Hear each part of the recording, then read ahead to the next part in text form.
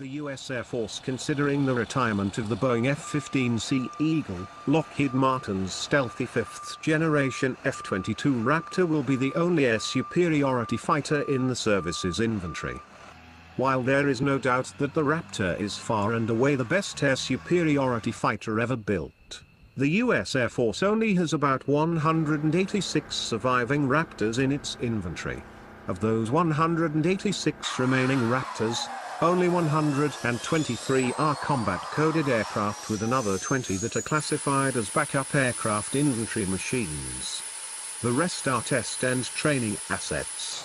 Even then, some of those aircraft are undergoing long-term repairs after suffering from accidents, such as one Alaska-based aircraft that made a belly landing in Florida in April and are not flying. In total, there are only 6 frontline F-22 squadrons rather than the required 10, all of which have fewer aircraft than a normal fighter unit. 5 of those squadrons have 21 primary authorized aircraft and 2 backup infantry jets, while one operational Hawaii Air National Guard unit has 18 primary authorized aircraft and 2 backup jets. Test and training units are also shortchanged, with the Weapons School and the Elite 422 ND Test and Evaluation Squadron being forced to share roughly a dozen jets at Nellis Air Force Base, Nevada. By comparison, a full-strength fighter squadron typically has 24 primary authorized aircraft and 3 backup jets.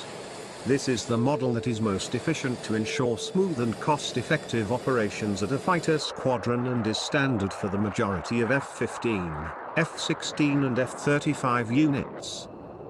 Moreover, with the exception of the F-22 community, which has a shortage of aircraft, other fighter mission design series have enough aircraft available to fully equip test and training units with a full complement of aircraft, and where the loss of a single jet does not significantly impact the capability of the entire force. Unfortunately, because there are so few F-22s in the Air Force inventory and so few combat-coded squadrons, the ops tempo for these units is extremely high. Indeed, as Russia and China step up to challenge the United States in today's emergent great power competition, the demands placed on the Air Force's F-22 fleet will only increase. The simple fact of the matter is that there are not enough F-22s available, and the Air Force likely needs more dedicated air superiority assets. Building more F-22s is not the answer, however. Air Combat Command is working on ways to keep the Raptor relevant into the 2030s and beyond, to the end of its service life in the 2060s.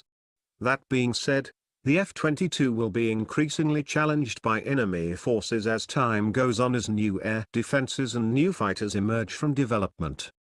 Potential adversaries like Russia and China are designing measures to defeat the Raptor and American air superiority writ large. What might happen is that the F-22 would partner with the 6th-generation Penetrating Counter-Air (PCA) in a teaming arrangement similar to today's partnership between 4th and 5th-generation aircraft. The Raptor would take the place of the F-15C Eagle as the lower tier of a high-low mix, with the PCA forming the upper tier.